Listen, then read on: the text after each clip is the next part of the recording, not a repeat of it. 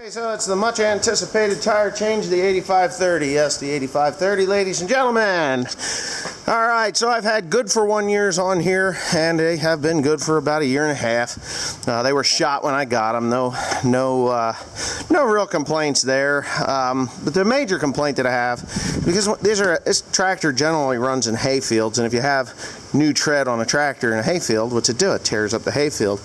But this is a problem that Goodyear Titan tires have had forever, or at least in the last 10 years that I've owned them. Different times I've had to own them because you get a little bit cheap and you cut the corners and you're like, God, all right, I'll get a Goodyear. They tell me they're better now than they ever were before, blah, blah, blah. But it's the same old sad story. Sidewall cracks, which lead to blowouts and other issues. You can see down at the bottom, it's splitting open here, like that, all the way around. So I can't have that. The other tire, I don't know if it's doing it or not, but get a jack under there, Tim. The other tire, yeah, same thing. Same thing, doing the same shit right there, just starting on this tire. But these are 670R30s, 670R30 tires. These tires I bought new ones, obviously. These are Trelleborg tires. These tires cost $2,000 and what the hell were they? $2,050 a piece? $2,050 a piece? They were $2,075. Maybe it was $275. I don't know what the hell it was. They're expensive. So got these tires here to go on the front. I know a lot of people are like, "Oh, you should change those tires. Change those tires." Well, you know, there's $4,000, man, right on the front of this, plus a day's time to go get them because you can't get them local here. It would have took me a week and a half, and if that tire continues to crack out like it is, it would be flat within, a week. I guarantee that tire ain't gonna last. So a day's time for my father to go out and get them, and of course I was mowing hay yesterday. But $4,000 for the front. And the rear tires, they're $3,440 a piece. I got $11,000 worth of rubber going on this tractor. The back tires I'm not changing right away. I do have them ordered because I only have 40% or less. It's getting pretty worn down here from road travel. I'll take these off and put them, and of course they're starting to get funky too in different places. So yeah, there it is. The sidewall splits are starting. Good for 1 year. So I ordered them. These are Trelleborg tires. So I had good luck with the Trelleborg tires. I had them on the 8120. I believe they were on the 8120. Totally were on the 8120. Maybe it was just the Trelleborgs on the 8120 or the 4960. I think there were Michelin's on the 4960. Michelin's on the 4960. Trelleborgs on the 8120. They lasted really, really well. I had that tractor for 5 or 6 years, and the tires were used when I got them. And so I decided that Trelleborg was the way to go. I had good luck with them on the front of that tractor, and I have good luck with them on the 7530 so far. So here they are. Mr. Tim's going to wangle it off of there. Look at the size of this damn thing. Yeah, look at the size of that damn thing. Anyway, yeah, so there it is. There it is. So I guess you get to watch me put them on. Me and Tim are going to put them on. We're not going to do the Tim's Temper 7. You want to do Tim's Temper 7? We got Tim's Ass Crack 9. But Tim's Temper 7 coming up fast. Now, let me help him with that one there, and then we'll start to get these off. Look at the difference. Worn out tire. Brand new tire. That doesn't have any air in it. That one's got air in it. Of course, it is a radial, so the weight of the tractor's pulling down on it. But jeepers creepers, there's a good 4 or 5 inches of difference in there. So yeah, holy smokes. So I should have some traction now. Probably going to throw a set of front weights on this tractor too, because I'm going to be hitting the hillsides with it, and I need as much weight to crawl up the hill as I can. Yep, so Mr. Tim, don't worry about that. Let's get this thing lifted up. You want to do one at a time or both? Yeah. Yeah, we're not going to race today because my back hurts. Wow, these things are big. They're probably every bit as big as a 20.838 over there. They're tall. Look at that. God. Okay, I'm going to do the old voiceover thing. All right, so I have a bead breaker. We bought this thing. Geez, it's got to be it's 20 years ago. damn near 20 years ago, 18, 19 years ago, I bought this thing. I've showed it many times on my channel. I've even, said who built it, and it is designed for an impact gun. Whoever made it, I can't remember the name of it, but they did a good job, because 20 years of use and abuse on this farm is pretty good. All right, so early this spring, I flipped the front tires on this thing.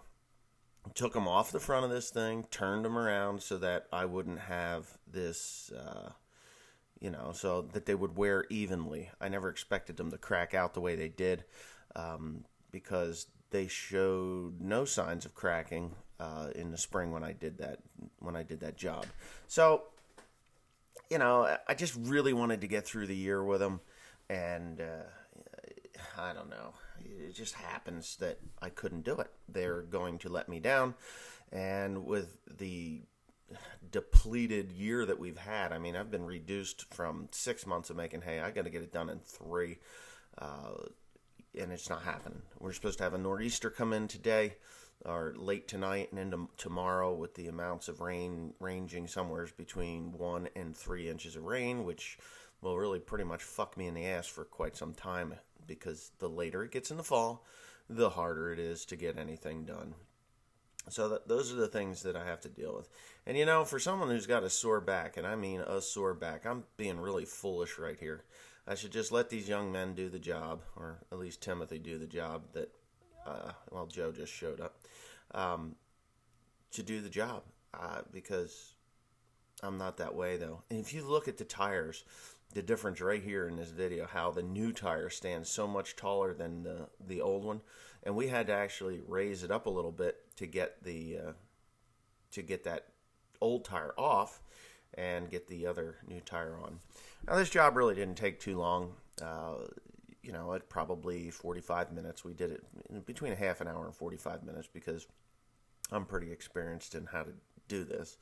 I just am. I've done it. I don't want to toot my own horn, but I was guiding these kids at this point because I wrenched my back a little bit more, and just stupid stuff. I think I've bruised it where my hip's attached to my spine. It's from the see, now Joe's picking it up again because it's still too low to the ground. I was using the skid steer, and I was using it for about 6 to 8 hours of beating around. And I had heard it when I got Route 12 delivered to the hay pile. We put asphalt down there that came off of Route 12 and leveled it out. So now my loading area at the hay pile is just perfect. I mean, you can't ask for a better loading dock than what that is. But that's where it started. And then, of course, I got more asphalt over at the other farm. And I had to do that driveway. So that had to be taken care of.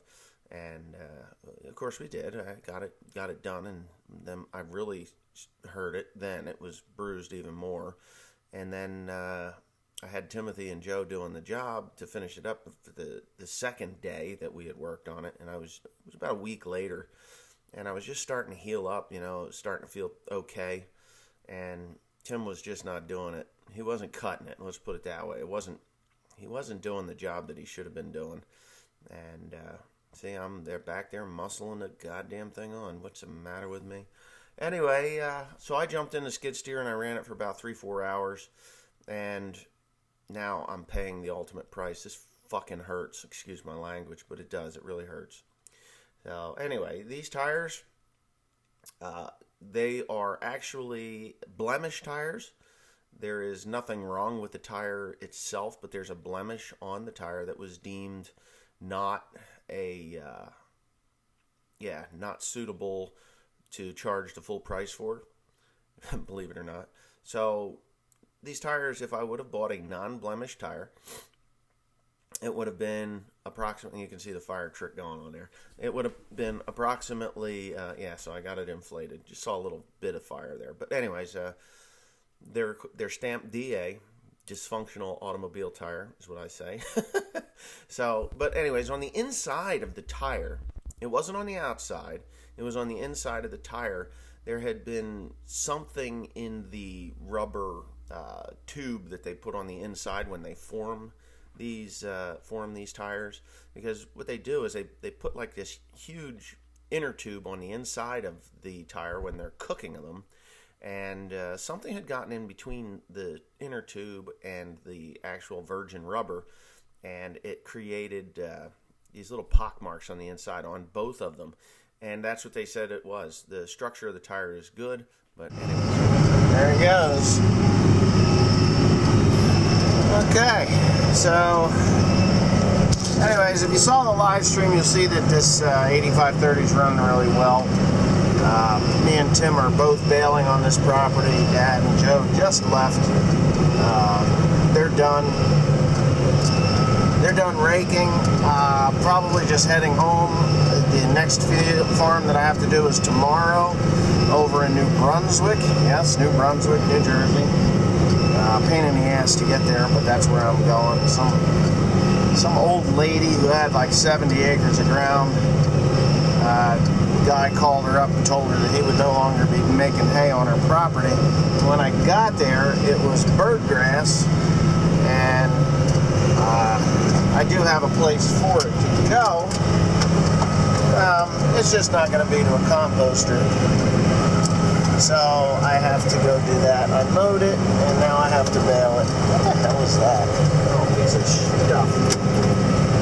So anyways, instead of looking at my face, maybe look what I'm doing. And my battery's getting dead. I don't know what the heck I did, but obviously I used a lot of battery life. So anyways, we're just going to get up here behind Timothy, and hopefully you can see him dump a bale off. This thing is making some, up there he just dropped the bale. So there he is.